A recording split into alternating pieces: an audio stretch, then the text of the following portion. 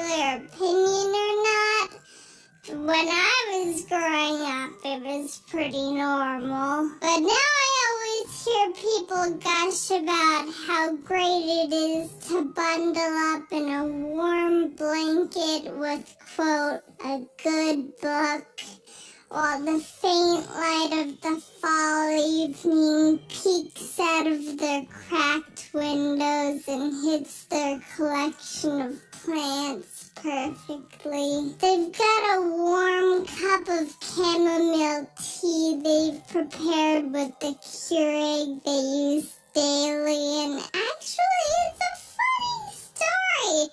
They were about to get one at Target because they were on sale, but they received one as a gift instead. What a coincidence! And they have a cat. I'm not saying that isn't a poetic life you've got going on over there, but I still don't like reading and have a cat allergy. It's kind of complicated. The thought of reading sounds really nice to me. It's supposed to be calming and good for your brain in some sort of way.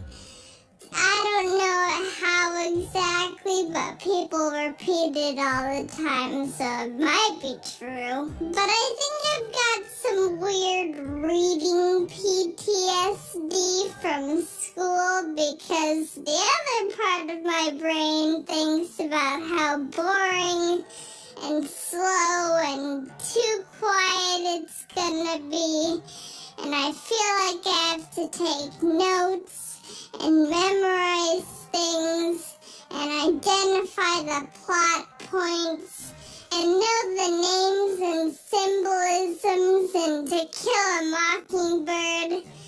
And oh God, was I supposed to read up to chapter 7 by Thursday or through it? I used to love reading. I still have the strong memory of going to my elementary school's library and being excited to check out the next Geronimo Stilton book because I loved the pictures and fun text they had. They always wrote the word cheese like this. And being able to read books that had more than 10 words on the page was impressive to a 6-year-old. Whenever I found a book I liked growing up, I would read it non-stop. I was able to crush a 300-pager in 2 days, which I don't think is considered impressive anymore, but it was in 5th grade, and look, that was the only self-worth I had, alright? But when school started making us read books by force, it kind of took the fun away from me. I don't like being told what to do with my free time, especially if you're gonna make me read a book written in the 1940s that I need cliff notes to decode just to realize that all the animals were communists. Also, it's 20% of my grade. I get it, though. What else are we gonna do in English class? We can all understand each other, right? We're speaking English.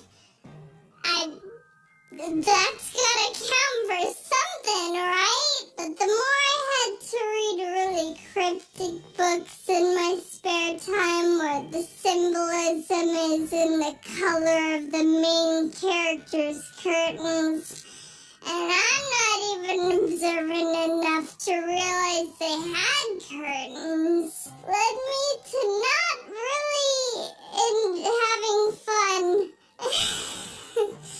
And also feeling like an idiot. I like my subtlety like I like my coffee. Splash in my face. How am I supposed to know what the A stands for adultery. I don't know, it could mean a woman for all I know. Asparagus, but all that isn't anything new. Everyone complains about English assignments.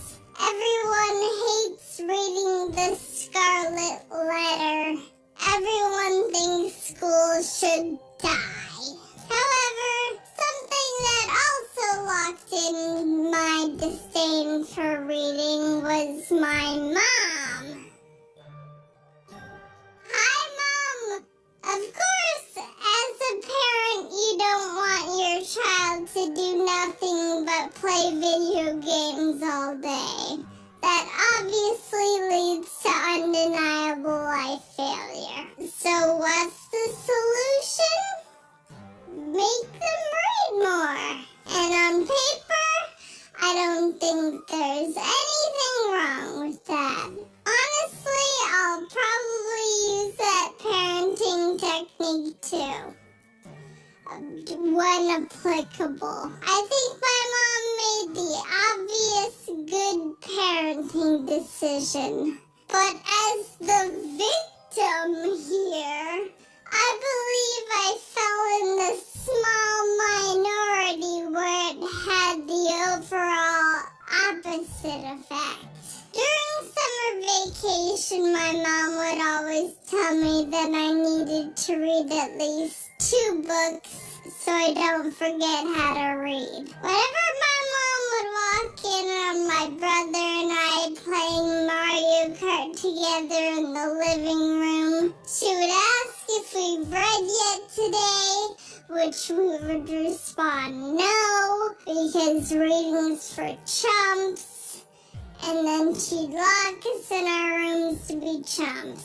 I started hating reading so much, I would rather do literally nothing than read a book. There were a couple summers where I faked reading entire books because I just didn't want to read that much.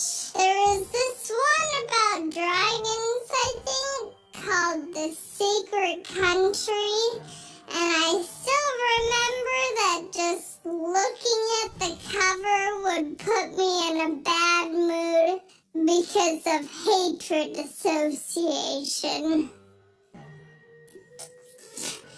Screw your secret country. When I was being forced to read, I would sit angrily on my bed, open the book, move the bookmark a reasonable amount forward to make it look like I read, and then just sit there for 30 minutes staring at it. It was boring, and I don't know what was wrong with me. I could have had at least a decent time if I just tried to read the dang book.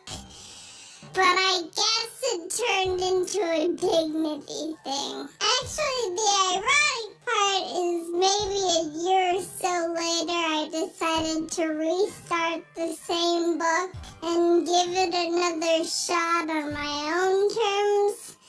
And I finished it in 2 days. It was pretty good. I did it again with another book called Molly Moon and the Morphing Mystery. It's like the 5th book in this Molly Moon series. It's been a while, so I don't really remember the story, but it's about this orphan who can hypnotize people and has a pug. Anyway, it's funky because I actually read the first few books of the series on my own and remember really liking them. I would read them any chance I got, but as soon as I was forced to read this one, I just decided I'd rather literally waste my time and sit alone rebelling against reasonable parenting. But this time I never went back to read it. I think that might have been the point of no return for me. I think the association of reading as a necessity or some sort of punishment has deep-rooted itself in me, and now I just feel like reading isn't fun or I'm in trouble for something even though I live alone. I've tried listening to audiobooks, but honestly, they make me feel really lonely. I don't know why. It might be the lack of visuals. I like pictures.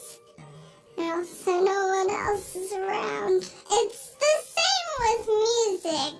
I've never been a big music person, so whenever I try to sit down and do something while listening to music, it somehow enhances this feeling of being alone and like time is going by slower, which makes me uncomfortable. So I always have either YouTube videos or more recently Twitch streams in the background. I'm still not super used to Twitch yet, but I like Ryukar's stuff. He plays Mario Maker. Sometimes I wish I read more. It might be good for me to slow down instead of always consuming fast-paced content on the internet. But on the other hand, I think it's just a preference I have that's been cemented with bad association. If you like reading, I think that's really great. I've got a lot of friends who like reading, and it's cool that you've got a really nice hobby you can fall back on to de-stress, or however you people feel while staring at words all day. I was gonna say you should recommend a good book I should give a try, but I took a second to think about if I would actually try to read any suggestions, and being real with myself, the answer is no. So, enjoy that chamomile tea. Hey, how's everyone doing? At home, I suppose? I'm lucky that I work from home and rarely leave the house, so quarantine isn't hitting me too hard. But to those of you who are outside people needing suggestions, may I suggest watching all of my videos in an infinite loop until we can leave our houses? Or Animal Crossing? I actually recommend that one more. Any mutuals who are playing, send me your friend code because I want to add you. I've been doing this thing where before I open up the game, I'll look at my friend list and see how many people online are playing Animal Crossing. Normally it's 100%. Anyway, however you're keeping yourself busy during quarantine, I hope you're doing well, and thanks for watching my video.